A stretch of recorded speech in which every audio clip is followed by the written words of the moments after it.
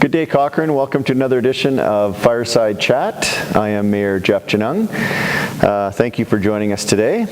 I was going to stoke up the fire this morning, but with the chillier weather and all and a little bit of rain, it's nice to see. Helps out with the dryness and the fires that we've been experiencing. And first off, on that note, I would just like to thank our first responders last week for their quick action in getting to that wildfire just on the outskirts of town. That was a bit of a scare. So it's good to see all of our processes in place and all of the first responders reacting the way they did, and that wasn't worse than what it could have been. So thankfully that was out, and we're all the better for it. So moving right along to the May 28th council meeting last night, it was a massively thick agenda. We had a lot on the go. We've got a lot of bylaws and in particularly a new development that has been put on the table, and I will get to that today. So moving through, we had two delegations last night. The first one being Calgary Region Airshed Zone, CRAZ, they call themselves. They're the body that does the air monitoring for this region. They've got, I believe, I'm just going by memory today, from last night, sorry, long night, four spots that they measure air quality in Calgary and one in Airdrie, and they kind of give us an index, an air quality index, and you can go online and find that. They've also got a mobile unit that they're going to have in Cochrane. I think they said October they would start sometime in the fall monitoring Cochrane's air for 6 months, and then they're going to take a 6-month break and then come back in another 6 months and have 12 months full of data to give us kind of a baseline index of how Cochrane's air is in relation to other parts of the province. So that was kind of interesting. Next, we heard from Paul Siller at the Rocky View Regional Handy Bus Society. Of course, if you've ever used his services or their services, you're probably very happy with how they operate. They're the handy bus kind of group in town that they work our region, I guess, and they are moving people of need that can't use an automobile, are struggling with how to get from A to B, and they're filling that gap right now. And I'm happy to say that our transit task force has been engaging Paul and his group to see how, if Cochrane were to incorporate a transit system, how can we work best together so that we can cover everybody off with transit. So stay tuned on that one. Next, we move into bylaws, riveting bylaws. We had a community notification of development proposal bylaw for first reading, so that will be coming back to council at a future meeting, and it's basically administration coming up with ways of how, if you're developing a site or you've got something that you want to do on your property and you want to give notification to people, that there would be signs that you would have to put up, etc. So this is basically we're trying to be able to reach everybody when somebody's doing something with their property, let you know what it is and how you can be involved in the decision if you want to be. Next, a huge one, we talked about off-site levies. Off-site levies is how our community collects funds for growth projects, in particular. The bridge, for example, we would have a formula that the administration uses to calculate how much a new development will pay for the bridge. So the existing residents of Cochrane would not need a bridge if we didn't have people moving into Cochrane and growing on the other side of the river. So this formula tells us that the new people to town and the new growth should pay for things like a bridge. So there's a whole list of projects that make the off-site levy bylaw, and this tells the administration what to charge developers for their share for paying for growth related items. So there was some changes to the Municipal Government Act, and that changed some of the things that we can collect for. For example, intersections on provincial highways. So we added the Centre Avenue intersection on 1A. We also added the 5th Avenue intersection on 1A, which we could never collect for before, but we have started as of last night. And we also added the new RCMP station, which is a new addition that the MGA changes brought in. So overall, there was a 27% increase of charges going back to developers starting as of last night. So any new development now will be charged more under the premise that new growth pays for growth. So happy to see that in place, and Cochrane's in a better place for it already. So moving along, 5C, bylaw 5C, this was land use bylaw amendment for cannabis retail stores. So as of today, you can apply for a retail outlet to sell cannabis in Cochrane. Of course, the federal regulations are not in place yet, so it's not actually legal in Canada yet to do so, but when the federal government does announce that, Cochrane's now in a place to be able to deal with that. The short of it is we will only be allowing them in the downtown area, not in residential commercial.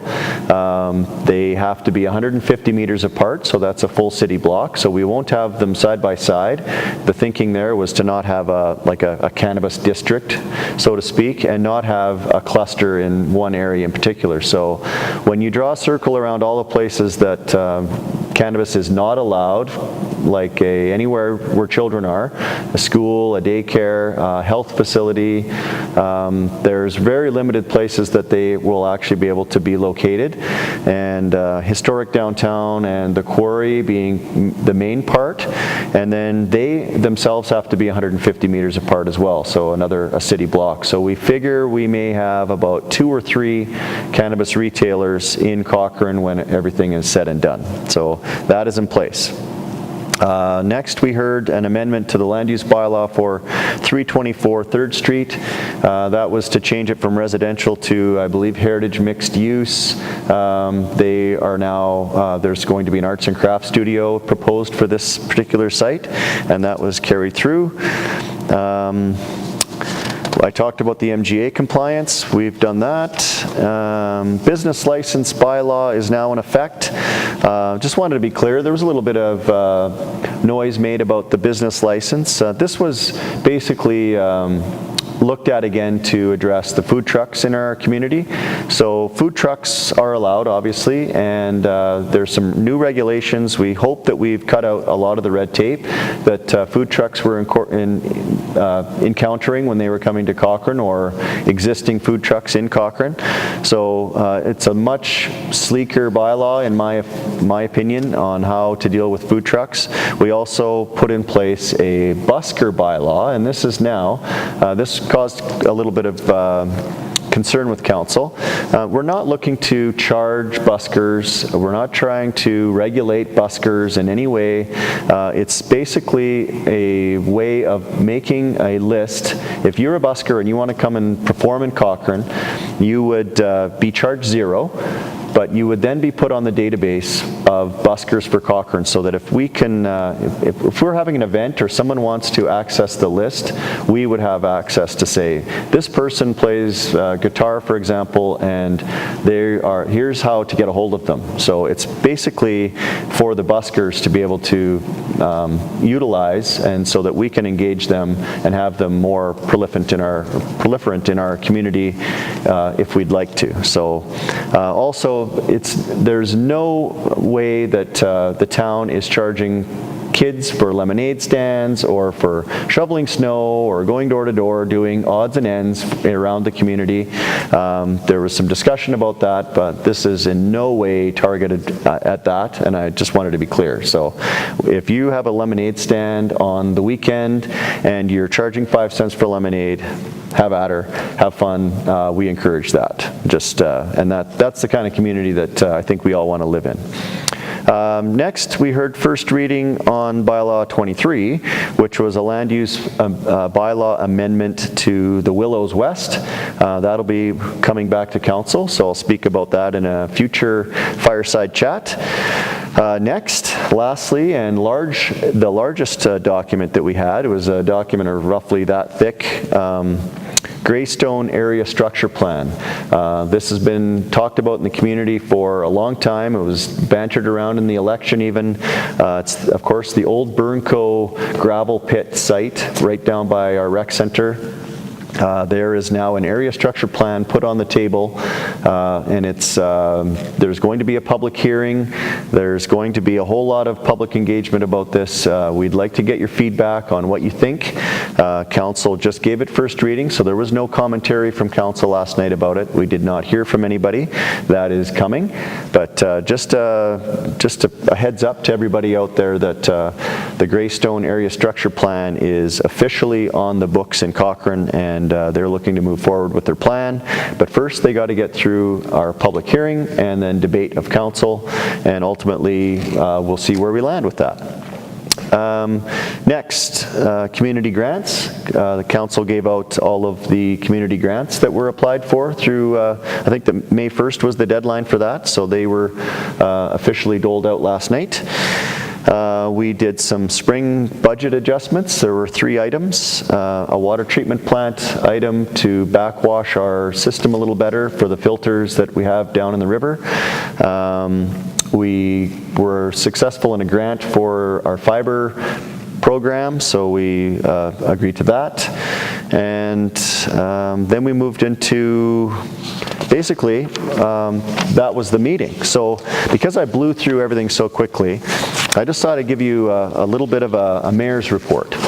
I don't usually have time to do this, but I do it at every council meeting, and council also do councillors' reports, and it's a feedback to council about what we've been up to over the past couple of weeks between meetings to keep everybody up to speed on the committees we serve on, etc. So I was very busy over the last few weeks, of course. I won't go through every item, but we've been meeting with County of Rocky View. That's an intermunicipal committee that meets, I forget, every quarter, I think. So this was our second meeting. The relationship with Rocky View has been very good. We've had great discussions on things. It's very amicable.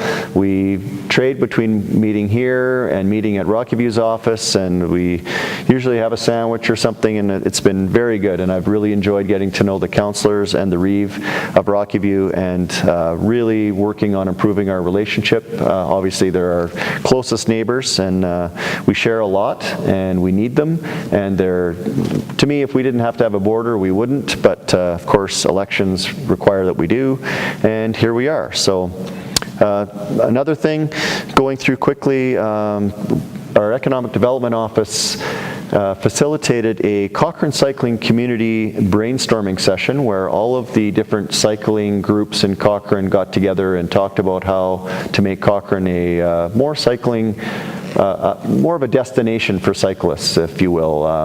So it was road cyclists, BMX, mountain bikers, leisure bikers, some of the owners of some of the bike shops in town, some of the tech companies, Garmin and 4Eyes, had representatives at the table talking about how Cochrane could be more of a bike hub. So that was neat to see.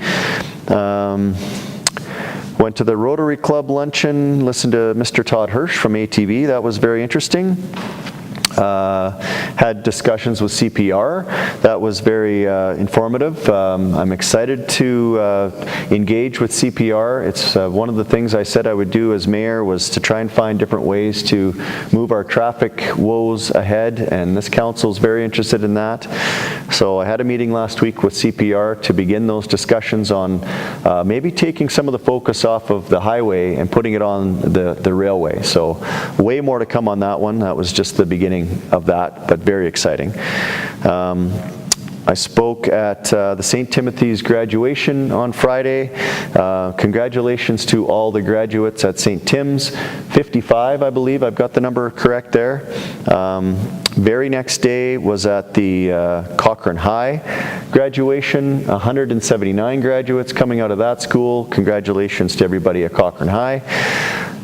So very busy weekend, obviously. And then Bow Valleys is coming up at the end of June. Might have to switch up my speech a little bit for that one.